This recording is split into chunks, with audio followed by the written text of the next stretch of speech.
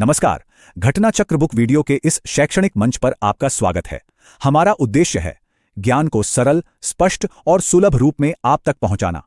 आइए आरंभ करते हैं अध्ययन और सफलता की इस यात्रा को। तो आज बात करते हैं उत्तर प्रदेश की नई फूड प्रोसेसिंग पॉलिसी के बारे में। इसमें इन्वेस्टर्स के लिए क्या खास है, कौन कौन से नए फायदे मिल रहे हैं, चलिए इसी को जरा आसान भाषा में समझते हैं। एक सवाल जो हर किसी के मन में आता है कि क्या उत्तर प्रदेश की फूड इंडस्ट्री में पैसा लगाने का यही सही वक्त है?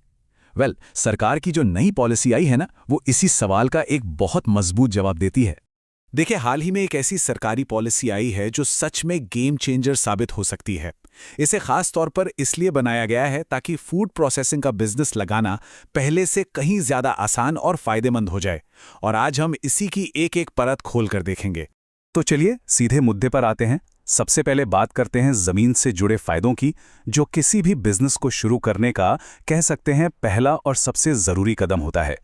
ये पॉलिसी ना बिजनेस शुरू करने की सबसे पहली रुकावट को ही हटा देती है। अब इन्वेस्टर्स को 12.5 एकड़ से ज्यादा जमीन खरीदने की इजाजत है। साथ ही जमीन को नॉन एग्रीकल्चरल यूज में बदलने के लिए जो फीस लगती थी उस पर पूरी तरह से छूट है। और तो और अगर प्रोजेक्ट के बीच में कोई सरकारी जमीन आ जाए तो उसे एक्सचेंज करने का भी इंतजाम है। और ये देखिए, ये तो कमाल है। पॉलिसी से एडमिनिस्ट्रेटिव कॉस्ट लगभग खत्म ही हो गई है। लैंड यूज बदलने के लिए सिर्फ 10,000 रुपए और एक्सटर्नल डेवलपमेंट के लिए बस 50,000 रुपए का सांकेतिक शुल्क। इससे सेटअप का खर्च कितना कम हो जाएगा, सोचिए जरा। अच्छा, जमीन की बात तो हो गई। अब आगे बढ़ते हैं और उन छूटों की बात करते हैं जो बिजनेस चलाने के रोजमर्रा के खर्चों को कम करती हैं। ये पॉलिसी कई तरह के चार्ज और टैक्स से राहत देती है। तो सबसे बड़ी बात, स्टैंप ड्यूटी पर 100% छूट है, बिल्कुल जीरो। अगर प्रोसेसिंग के लिए कच्चा माल राज्य के बाहर से आ रहा है या किसान अपनी फसल सीधे यूनिट को बेच रहे हैं तो उस पर कोई मंडी शुल्क या सेस नहीं लगेगा। इतना ही नहीं, बिजली के लिए सोलर प्रोजेक्ट लगाने पर और एक्सपोर्ट के लिए ट्रांसपोर्ट पर भी सब्सिडी मिलेगी। मतलब चारों तरफ से बचत। अब आते हैं इस पॉलिसी के सबसे दमदार, सबसे आकर्षक हिस्से पर, डायरेक्ट फाइनेंशियल ग्रांट्स। ये वो हिस्सा है जो किसी भी इन्वेस्टर का ध्यान सबसे पहले खींचता है। जी हां, 35%। ये पॉलिसी प्लांट, मशीनरी और जो भी टेक्निकल सिविल काम होगा उस पर हुए टोटल खर्च का 35% तक सीधा कैपिटल ग्रांट देती है। ये एक बहुत बड़ा सपोर्ट है ना? और ये ग्रांट कोई छोटी मोटी रकम नहीं है। इसकी ऊपरी सीमा है पूरे 5 करोड़ रुपए तक। इससे पता चलता है कि सरकार बड़े लेवल पर इन्वेस्टमेंट लाने के लिए कितनी सीरियस है। और रुकिए, बात यहीं खत्म नहीं होती। एक और चीज है, इंटरेस्ट सबवेंशन।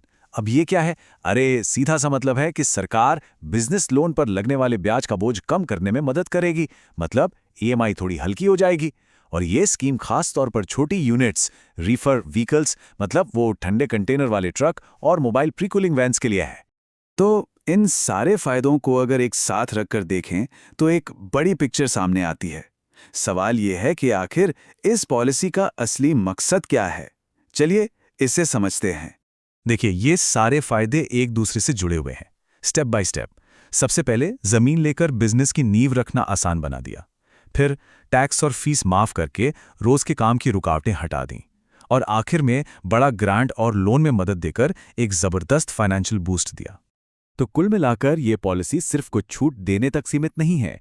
ये जमीन खरीदने से लेकर फैक्ट्री चलाने और फिर अपने माल को दुनिया भर के बाजारों तक भेजने तक हर कदम पर इन्वेस्टर्स के लिए एक मजबूत सपोर्ट सिस्टम तैयार करती है। और अंत में एक बड़ा सवाल, जब ज्यादा प्रोसेसिंग यूनिट्स लगेंगी तो किसानों को अपनी फसल का सही और बेहतर दाम मिलेगा। तो क्या ये पॉलिसी सिर्फ इंडस्ट्री के लिए ही नहीं, बल्कि उत्तर प्रदेश के किसानों की आमदनी दोगुनी करने के बड़े लक्ष्य को भी पूरा कर सकती है? ये वाकई सोचने वाली बात है।